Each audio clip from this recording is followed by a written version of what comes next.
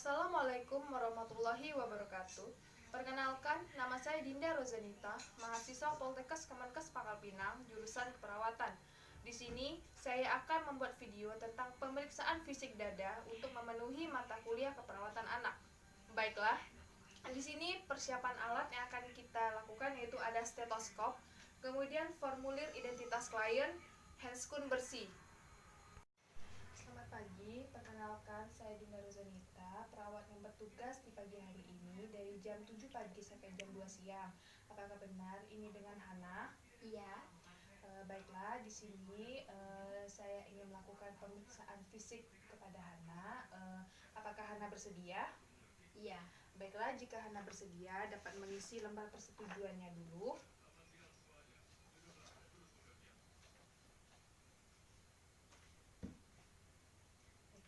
Terima kasih. Apakah ada yang ingin ditanyakan? Tidak. Baiklah, di sini untuk melakukan pemeriksaan fisik kita harap menjaga privasi klien. Baiklah, di sini pemeriksaan dada yang pertama yaitu inspeksi dada, di mana kita untuk menyuruh klien melepaskan pakaiannya, di mana kita menyuruh klien untuk melepaskan pakaiannya agar kita melakukan pemeriksaan itu agar lebih lancar. Kemudian kita bertanya kepada pasien ingin mencari posisi yang nyaman, entah itu berbaring atau duduk. Baiklah Dek, apakah Adek ingin diperiksanya secara baring atau secara duduk? Duduk. Baiklah, silakan duduk di. Kemudian jika selesai itu kan kita melakukan pemeriksaan inspeksi dada ini di bagian sebelah kanan dada pasien. Kemudian kita harus menganjurkan pasien untuk agar tetap rileks dan santai, jangan dibawa tegang. Di mana untuk pemeriksaan ini yang kita perhatikan adalah ada 4 sisi, di mana sisi depan, sisi belakang, sisi kanan, dan sisi kiri. Baiklah, di sini juga kita akan menghitung respirasi yang akan dilakukan oleh pasien, di mana 1 kali inspirasi, 1 kali ekspirasi, dan dihitung dalam waktu 1 menit, di mana penghitungannya 1 adalah 1 kali bernafas. Kemudian kita melihat kulit dada pasien, apakah terdapat tumbuhnya jaringan. Kemudian setelah itu kita mencatat hasil tindakan inspeksi dada, di mana kita mencatat ini untuk mengetahui apakah ada kelainan dari pergerakan dada pada pasien. Kemudian yang kedua ada palpasi ekstensi dada, di mana di sini kita akan memberitahu kepada pasien apa tindakan yang akan kita lakukan selanjutnya.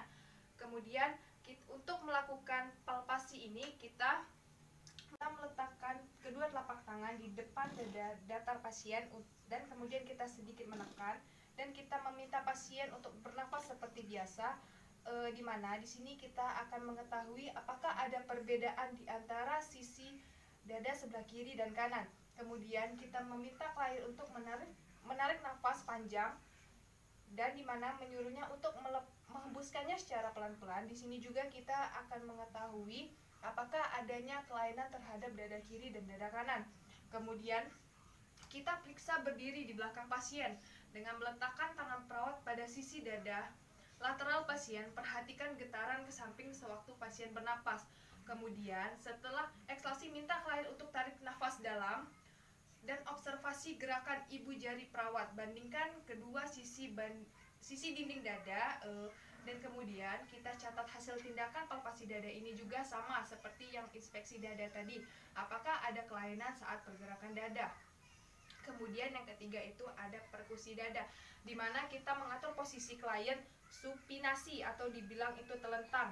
Kemudian untuk perkusi paru anterior, perkusi dimulai dari atas klavikula ke bawah pada spatium intercostalis atau sering disebut juga di sini juga untuk membandingkan sisi kanan dan sisi kiri pada dada klien. Kemudian kita juga menganjurkan pasien untuk duduk atau berdiri, di mana untuk perkusi posterior dimulai dari puncak paru kemudian sampai ke bawah. Untuk hasil tindakan ini juga sama seperti yang di atas tadi. Untuk mencatat hasil tindakan, kita juga untuk melihat apakah ada kelainan pada pergerakan dada. Kemudian ada auskultasi dada, di mana kita menggunakan diafragma stetoskop untuk orang dewasa dan juga belnya untuk anak-anak. Kita di mana kemudian kita meletakkan stetoskop kuat pada kulit di atas area interkotalis. Kemudian kita menginstruksikan pasien bernafas secara dalam dan pelan, dan menyuruh pasien untuk menutup mulutnya. Kemudian dengarkan inspirasi dan ekspirasi pada tiap tempat yang kita lakukan pendengaran. Baiklah, di sini sekarang tahap terminasi. Kita menanya bagaimana respon pasien. Baiklah, setelah dilakukan pemeriksaan tadi, apakah merasa lebih nyaman? Iya. Baiklah, nanti kita akan melakukan kontrak waktu untuk selanjutnya, entah besok atau 2 hari kemudian ke depan. Baiklah, saya permisi dulu.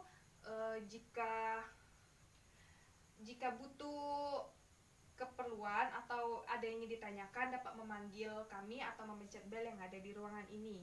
Baiklah, kemudian saya merapikan alat-alat dan dibereskan kembali. Kemudian tahap dokumentasi, di sini juga kita dapat mengetahui nama, umur, dan alamat pasien, kemudian diagnosa pasien, kemudian ada juga respon pasien, dan juga di mana jam pelaksanaan juga harus kita ketahui. Dan yang terakhir di sini ada nama dan tanda tangan perawat. Baiklah, hanya sekian ini yang dapat saya sampaikan. Jika banyak salah, saya mohon maaf, karena ini saya baru belajar. Saya ucapkan terima kasih dan wabillahi taufik wal hidayah. Wassalamualaikum warahmatullahi wabarakatuh.